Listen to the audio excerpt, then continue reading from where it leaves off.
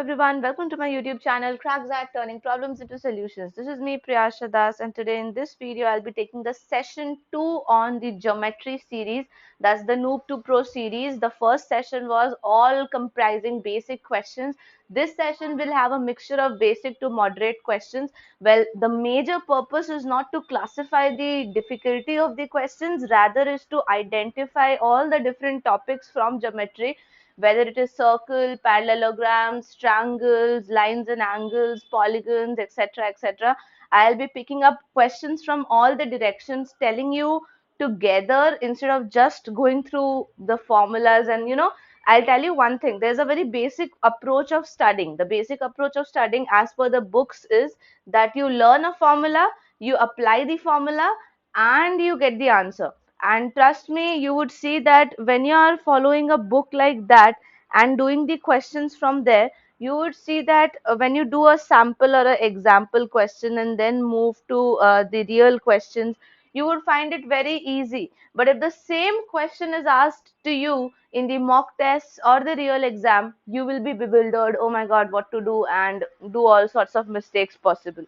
So the reason behind that is that when you are in a continuation with a formula, when you're just applying the formula and not actually understanding or not doing it in a very cumulative manner, you would be tending to forget that pretty soon.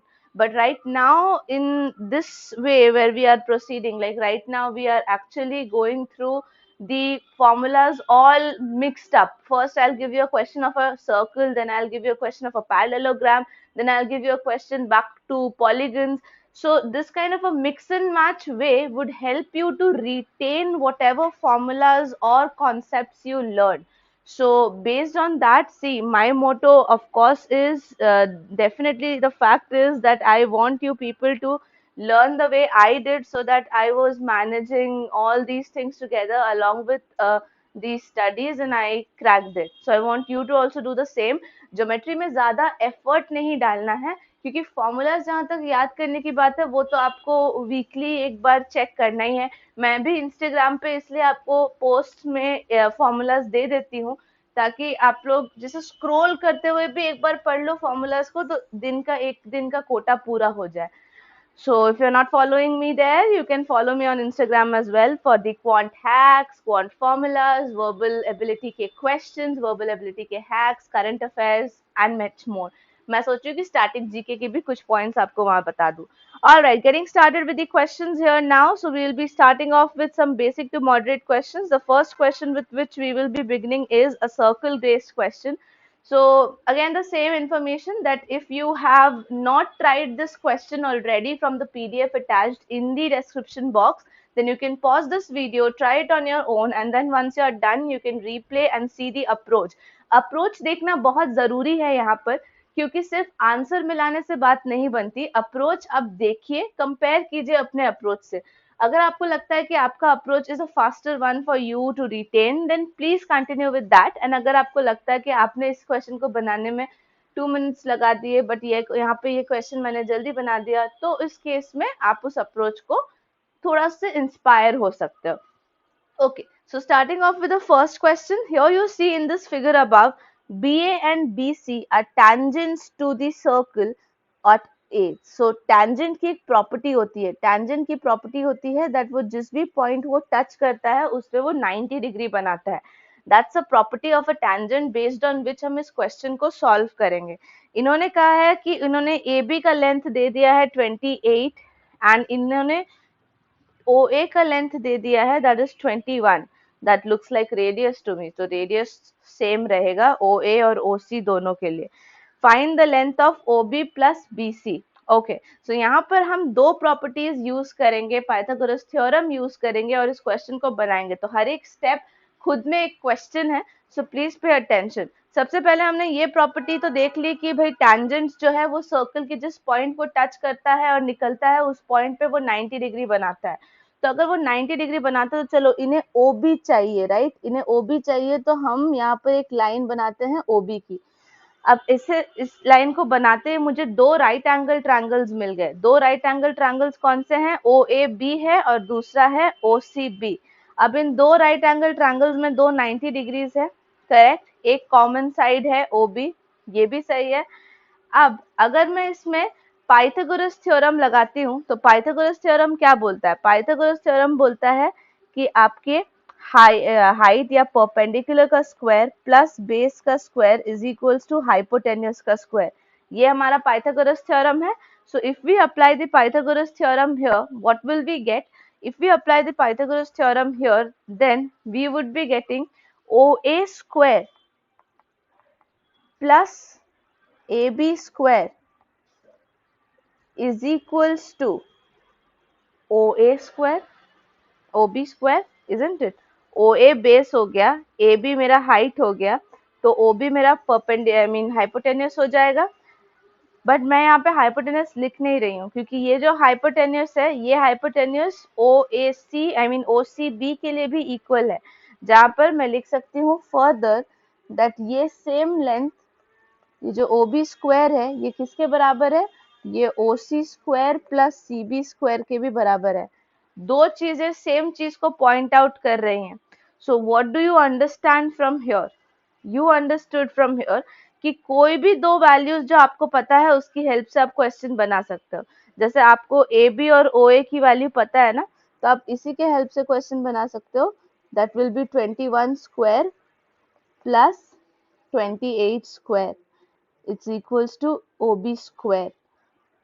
भाई अब इस पे तो आपको square root लगाना होगा। ये एक बहुत इंपॉर्टेंट चीज है जो मैं आपको बोलना चाहती हूँ, that is squares. Please learn the squares. If you don't remember it, please learn the squares. और अगर आपको लगता है कि अब मुझसे नहीं होगा ये याद वाद, तो फिर आप थोड़ी फास्टर कैलकुलेशन करो। आपको पता होना चाहिए ये 441 होगा, आपको पता होना चाहिए कि ये दूसरी वैल्यू क्या होगी।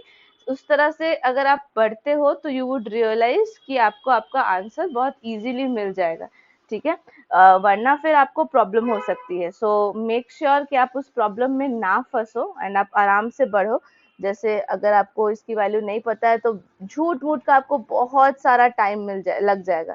OB will be equals to under root of 1225। Okay, तो अगर आपको नहीं पता है कि इसकी वैल्यू 35 होनी चाहिए तो आप इस केस में क्या कर सकते हो? थोड़े तुक्के लगा सकते हो। जैसे आपको पता है कि 3 इंटू 3 9 होता है, तो 30 इंटू 30 900 होगा।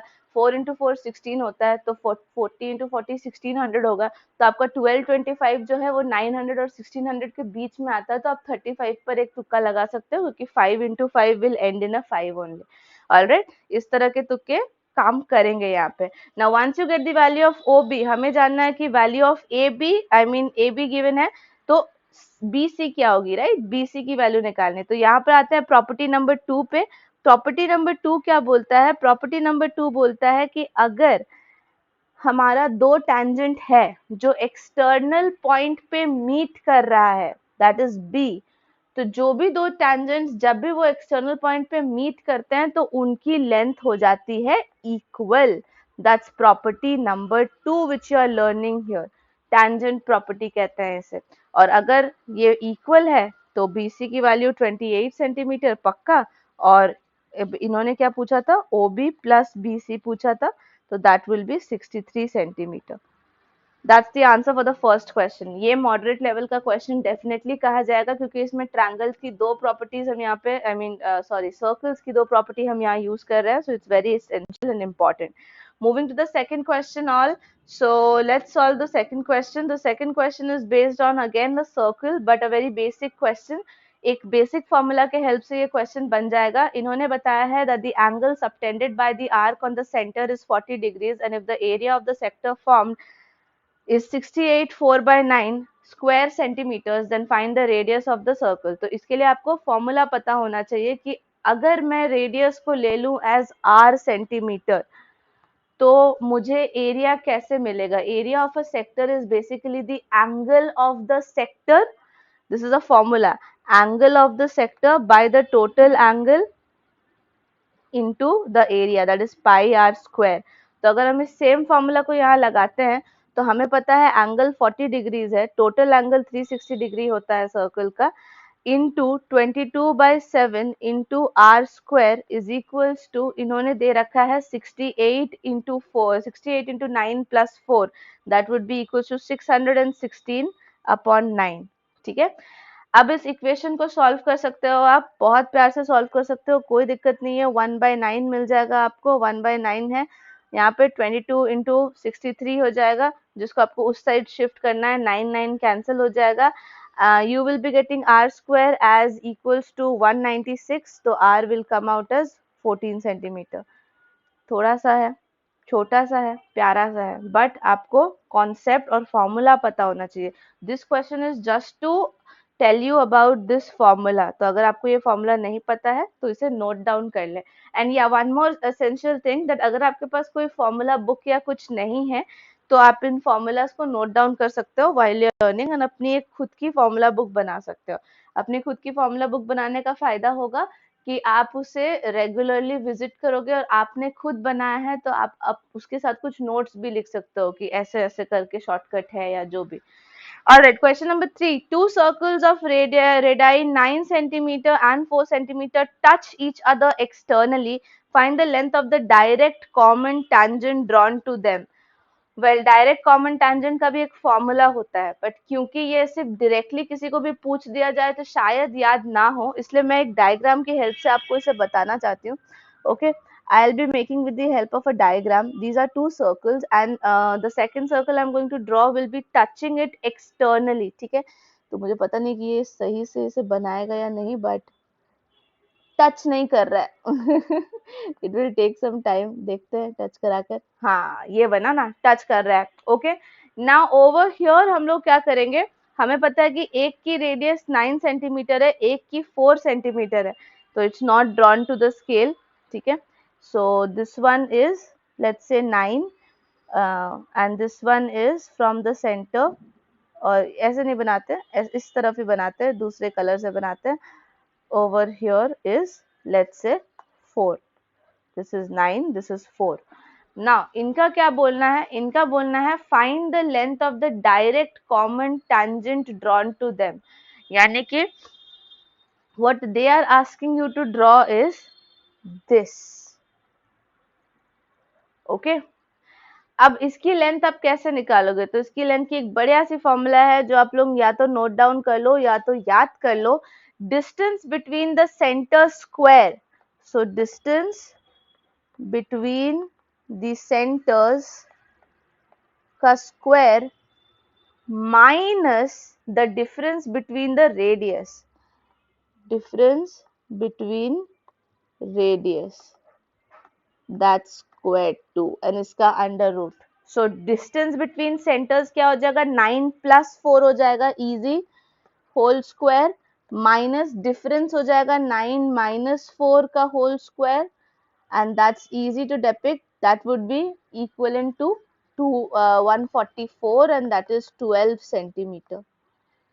Okay, so that was a very to the formula based question, लेकिन मैं गारंटी के साथ कह सकती हूँ कि बहुत सारे लोगों को ये फॉर्मूला नहीं पता होगा, जिन्होंने स्पेशली अपनी प्रिपरेशन शुरू की है या किसी ने बहुत पहले ज्योमेट्री खत्म कर दी है। तो अगर आपने अपने फॉर्मूलाज को रिवाइज नहीं किया, सच बता रही हूँ, ये सेम क्वेश्चन अगर मैंने आपको 2 महीने बाद दिया, मे बी आप फिर भूल जाओगे, क्योंकि अगर आप अपने फॉर्मूलाज को वीकली रिवाइज नहीं करोगे तो आप definitely भूलोगे।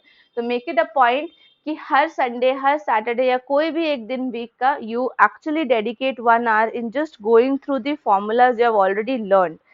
All right, moving to the next question quickly. So here comes question number 4. PQRS is a rhombus such that PR is given and QS is given and you have to find the perimeter.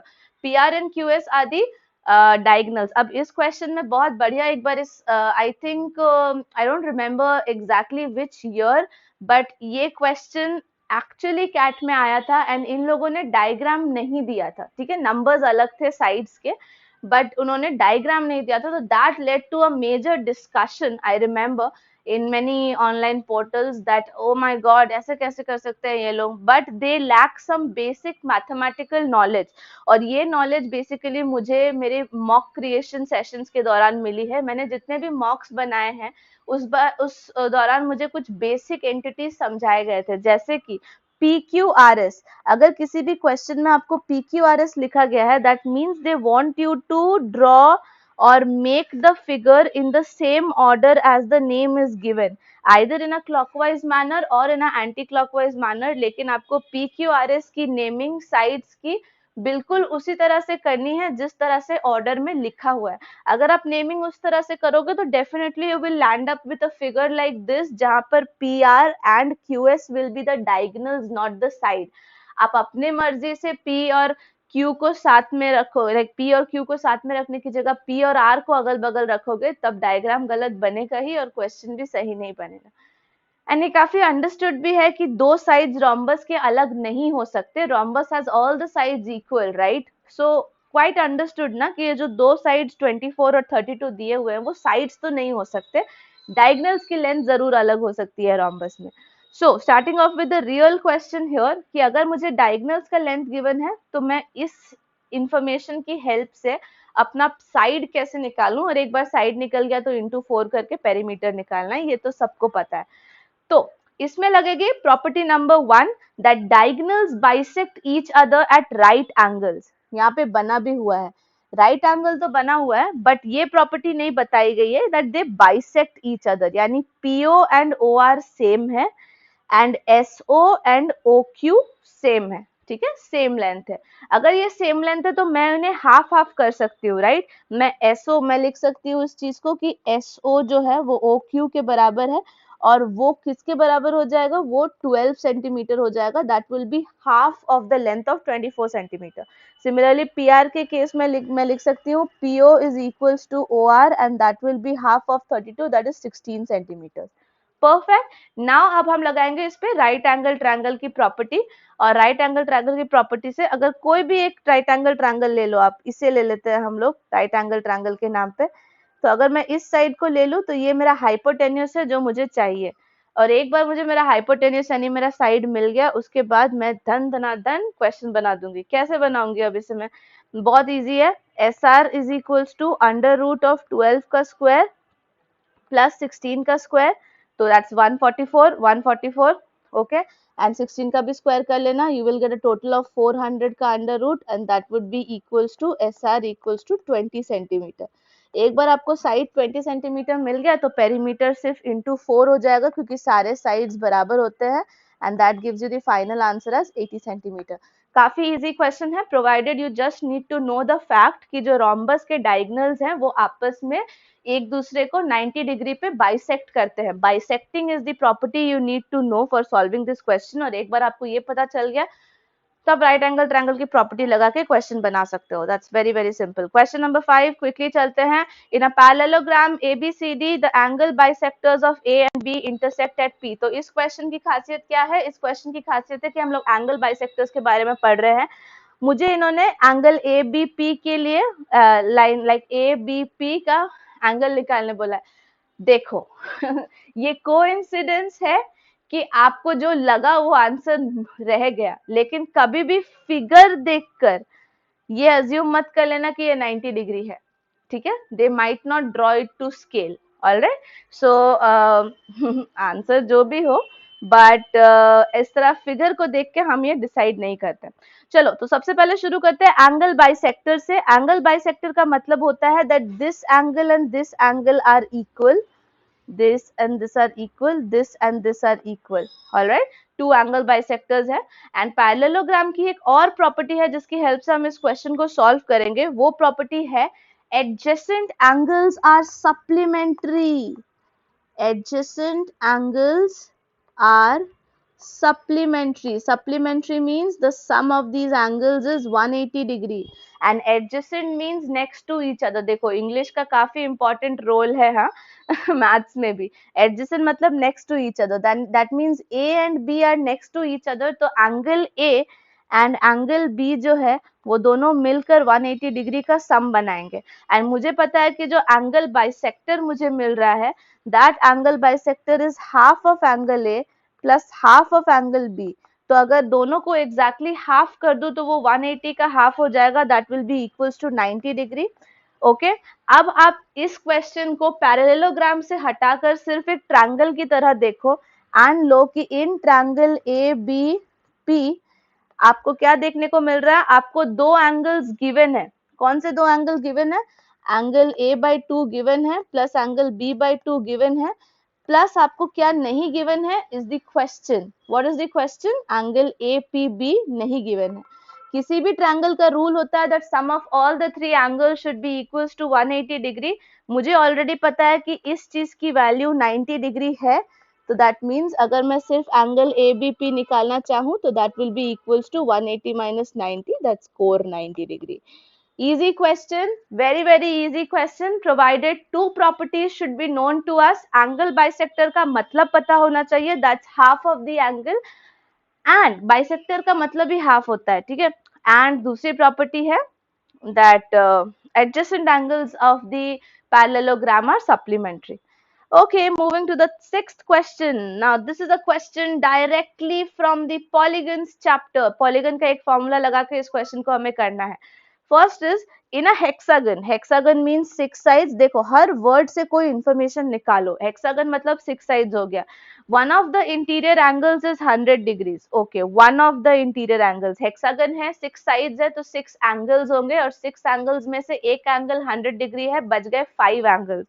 Other angles are equal. Other angle means 5 angles are equal. So find each of these angles. तो सबसे पहले हम निकालेंगे sum of the interior angle. ये आता है एक direct formula. Sum of interior angles of any polygon goes by the formula of 180 degree n minus 2. And n हो गया हमारा नंबर ऑफ साइड्स. तो नंबर ऑफ साइड्स यहाँ 6 हो गया, तो that's 180 into 6 minus 2, that is 4.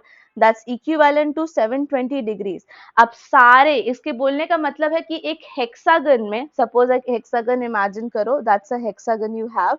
इस हेक्सागन के सारे एंगल्स का सम 720 डिग्रीज है. अब ये काफी इजी है, हमें पता है कि एक एंगल जो है वो 100 डिग्री है. तो अगर मैं 720 में से 100 निकाल दूं तो मेरे पास 620 बचेगा.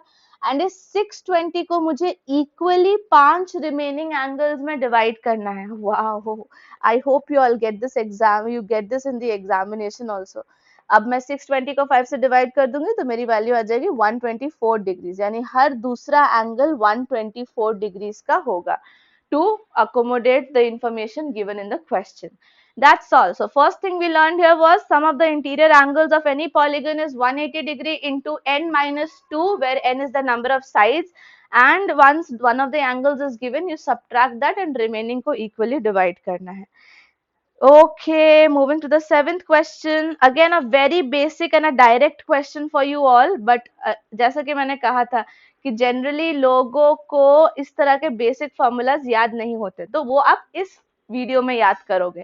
Find the area of a triangle whose sides are 10 centimetre 10 centimetre 12 centimetre. चलो यहाँ पर हम लोग हाफ बेस इनटू हाइट का फॉर्मूला लगा के बना सकते हैं इस क्वेश्चन को, बट आपको कैसे पता ये राइट एंगल ट्रायंगल है या नहीं? ऑफ कोर्स ये राइट एंगल ट्रायंगल नहीं है, ठीक है. बट एक और चीज है, एक यहाँ पे आप हिरोन्स फॉर्मूला लगा सकते हो, वो s minus 1, s minus a, s minus b, s minus c वाला, but that will B lengthy. तो आप कैसे बचोगे ये सब चीजों से? बचोगे इस चीज से कि आप देखोगे कि ये 10 सेंटीमीटर 10 सेंटीमीटर है, यानी ये एक आइसोसेलेस ट्रायंगल है.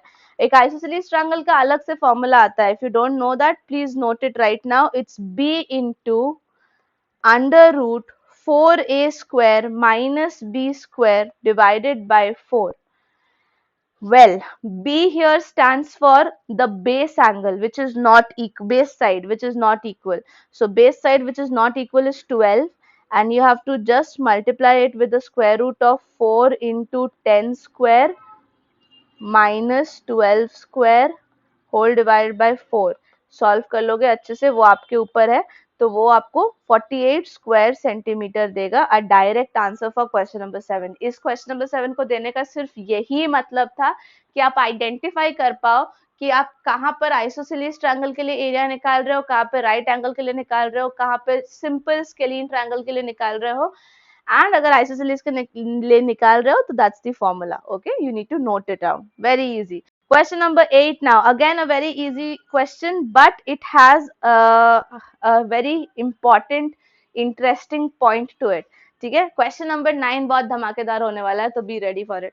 Question number 8. The sides of a triangle are 15 centimeter, 20 centimeter, 25 centimeter. You have to find the sum of the distances of its ortho centre from the vertices. आते हैं ortho centre पर। Ortho centre क्या होता है? Ortho centre is the point जहां triangle के तीनों altitude मिलते हैं। ऑल्टीट्यूड का क्या मतलब होता है? तो ये रहा मेरा ट्रायंगल। अब इससे मैं 3 हाइट्स गिरा सकती हूँ 3 डिफरेंट वर्टिसेस से। ए से एक हाइट गिरा दिया यहाँ पर, बी से एक हाइट गिरा दिया यहाँ पर, लेट्स से ये बी है तो ये हाइट यहाँ चला गया, एंड सी से एक हाइट गिरा दिया यहाँ पर। ठीक है, ये हो गया मेरा थर्ड हाइट। अब ये जो पॉइंट मुझे मिल गई यहाँ पर, that's called as orthocentre. ठीक है, ओके, एक्सप्लेन तो कर दिया ऑर्थो सेंटर, बट इस एक्सप्लेनेशन से क्या फायदा जब हम क्वेश्चन ही ना बना पाए। तो यहाँ पर आपको एक बहुत इंटेलिजेंट फैक्टर निकालना। सबसे पहले समझना कि क्वेश्चन आपको पूछ क्या रहा है। ये आपको पूछ रहा है कि वर्टिस का डिस्टेंस आपको ऑर्थो सेंटर से निकालना है। यानी basically they are asking you to find out this distance plus this distance plus this distance. ये तीनों चीजों को वो ऐड करने बोल रहे हैं। वो हम कैसे ऐड करेंगे? उसे ऐड करने के लिए सबसे पहले हम मतलब पहचानने की कोशिश करेंगे कि इतनी बार हमसे क्या ये इंसान जिसने भी क्वेश्चन पेपर सेट किया वो हमसे इतनी मेहनत कराना चाहता है कि हम राइट एंगल ले लेकर बार बार पहले एक बार ये निकाले, फिर ये निकाले, फिर ये निकाले। मतलब मुझे लगता है कि 5 मिनट तो कहीं नहीं गए अगर हम इतना कैलकुलेट करते हैं तो हम लगाएंगे ब्रेन्स। ब्रेन्स किस चीज में? कि इसमें कहीं ना कोई तो कोई सिंप्लीफिकेशन होगा, और simplification right in front of my eyes है। If you just observe it carefully, then 15 का स्क्वायर प्लस 20 का स्क्वायर इज इक्वल टू 25 का स्क्वायर। ऑब्जर्व करके देखो, ये पाइथागोरस ट्रिपलेट है। अगर आपको पाइथागोरस ट्रिपलेट डायरेक्टली याद है तो बहुत बढ़िया, और अगर याद नहीं है तो भी देखो कि ये 3, 4 और 5 वाले ट्रिपलेट को फॉलो करता है। 3 इंटू 5, 4 इंटू 5 और 5 इंटू 5 वाले को। तो अगर ये प्राइम पाइथागोरस ट्रिपलेट है, यानी कि ये वाला ट्रायंगल एक्चुअली में एक राइट एंगल ट्रायंगल है, और अगर ये एक राइट एंगल ट्रायंगल है तो इसका ऑर्थो सेंटर जो है वो हमेशा पॉइंट ऑफ इंटरसेक्शन पे बनेगा यहाँ पर। ठीक है, और यहाँ पर बनने का मतलब क्या होता है? यहाँ पर बनने का मतलब है कि जो हाइट और जो बेस जिस पॉइंट पे इंटरसेक्ट कर रही है वो मेरा डिस्टेंस ऑफ वर्टिसेस भी हो गया। लाइक अगर ये ए हो गया, ये बी हो गया और ये सी हो गया, ये तो मेरा हाइपोटेन्यूस हो गया, ये मेरा पॉइंट ऑफ इंटरसेक्शन हो गया। अब ये मेरे पास 15 गिवन है, ये मेरे पास 20 गिवन है, ये मेरे पास 25 गिवन है। ऑफ कोर्स वर्टेक्स ए का distance from the orthocentre will be 15 centimetre. Vertex C का distance from the orthocentre will be 20 centimetre, and B का बी से ही डिस्टेंस 0 होगा, and that gives me the answer as 35 centimetre. Wasn't it fantastic question? Of course it was easy AF, but at the same time आपको ये पता होना चाहिए पहली बात ऑर्थो सेंटर होता क्या है, एंड एक राइट एंगल ट्रायंगल में ऑर्थो सेंटर कहाँ होता है। बेस्ड ऑन दैट आपको ये समझना होगा। देखो ये जो ट्रिक मैंने अप्लाई की ना, ये मैं जनरली क्वेश्चंस में करती हूँ कि मैं ये देखती हूँ कि अगर इस तरह से आंसर आ रहा है तो कतई नहीं पॉसिबल है कि एग्जामिनेशन में आपको इतना लंबा प्रोसेस करके आंसर निकालना। कुछ तो शॉर्टकट होगा, तो may be this solution helps you. And the final terrible question for the day, question number 9। ये मैं सचमुच चाहती हूँ कि आप लोग मुझे इवन कमेंट सेक्शन में बताओ, were you able to do this question on your own without watching the solution. Be frank, अगर कर लिया हो तो जरूर बताना, नहीं करने वाले तो नहीं बताएंगे, मुझे पता है। Anyways, so I am okay with both the choices. Now please go and read this question carefully. ठीक है, काफी इंटरेस्टिंग वे में इस क्वेश्चन को फ्रेम किया गया, और ये एक फैक्ट बेस्ड क्वेश्चन है, इसमें कोई कैलकुलेशन नहीं करनी है। It's a pure fact based question, यानी कि जो ज्योमेट्री के रूल्स होते हैं ना, उस रूल बुक से उठाकर एक क्वेश्चन दे दिया है आपको, बस कोई कैलकुलेशन नहीं है, zero calculation. Now let's do this question carefully. यहाँ पे ये बोल रहे हैं कि एक ट्रायंगल है जिसका साइड 5, 5, 7 है, तो इससे मुझे पता चल गया कि ये आइसोसेलेस ट्रायंगल है। ठीक है, तो कुछ ऐसा और कुछ ऐसा होगा वो, जहाँ 5 है, 5 है, 7 है। A quadrilateral is formed by taking the centroid. Centroid क्या होता है? मीटिंग पॉइंट ऑफ मीडियंस होता है। 3 मीडियंस निकलते हैं ट्रायंगल से, वो जिस पॉइंट पे मिलते हैं उस पॉइंट को हम सेंट्रॉइड बोलते हैं। ऑर्थो सेंटर तो अभी अभी हमने डिस्कस किया। सर्कम सेंटर और इन सेंटर है जब आप इस सर्कल के अंदर और बाहर एक सर्कल बनाते हो तो उसका सेंटर। एज इट्स वर्टिसेस, ओ यानी ये 4 पॉइंट जो है ये मैंने वर्टिसेस ले लिए, मतलब बोलना क्या चाह रहा है ऑथर या फिर जो भी पर्सन जिसने क्वेश्चन बनाया है, दैट एक पॉइंट मेरा सर्कम सेंटर हो गया सपोज, ठीक है, दूसरा पॉइंट मेरा ऑर्थो सेंटर हो गया, तीसरा पॉइंट मेरा इन सेंटर हो गया एंड चौथा पॉइंट मेरा सेंट्रॉइड हो गया। ओ वाह, और इसके हेल्प से मैंने एक क्वाड्रिलैटरल बना दिया, ठीक है। If the area of the quadrilateral thus formed is x square centimeter, which of the following will be true for the value of x? चलो, तो एज मैंने कहा था कि एक फैक्ट बेस्ड क्वेश्चन है, so in the fact based question the fact which you need to know is that number 1 the triangle is isosceles, or the moment you realize that the triangle is isosceles, so here comes the funda for you, that in an isosceles triangle in an isosceles triangle, the centroid, note it, centroid, orthocenter, comma और दो चीजें जो हमें given है, that is circumcentre and incentre. I am just writing it in short, incentre. इन चारों की क्या होती है, ये चारों कहाँ लाई करते हैं, all lie on the median to the base, all lie on the median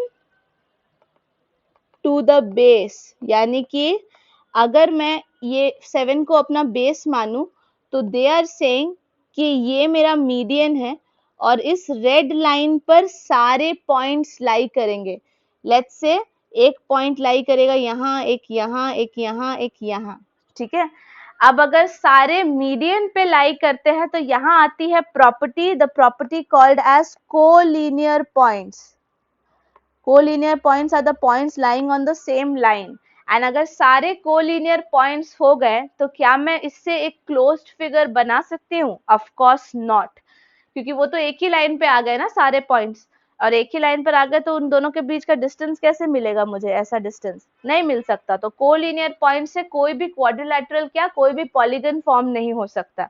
And that brings me to a solution that the area of this required quadrilateral will be equals to 0 square centimeter. Area possible ही नहीं है, quadrilateral possible ही नहीं है।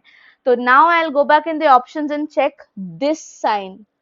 This is less than equals to का sign, यानी कि आपका value of x is equals to 0 suits in option A, तो आप ऑप्शन ए पे जाकर आंसर कर दोगे। तो जिन लोगों को ये प्रॉपर्टी पता भी होगी ना कि आइसोसेलेस ट्रायंगल में ये सारे पॉइंट्स एक ही लाइन पे लाई करते हैं, मीडियन टू द बेस पे लाई करते हैं, तो वो वहां पर आकर भी 1 मिनट सोचेंगे कि फिर ये रेंज कहाँ से आ गई भाई। ठीक है, तो it's a very interesting and a nice question, a pure fact based question. इसीलिए मैंने कहा है कि फॉर्मूला बुक पढ़ते रहिए हर week, so that you people would be aware of such special questions in the examination.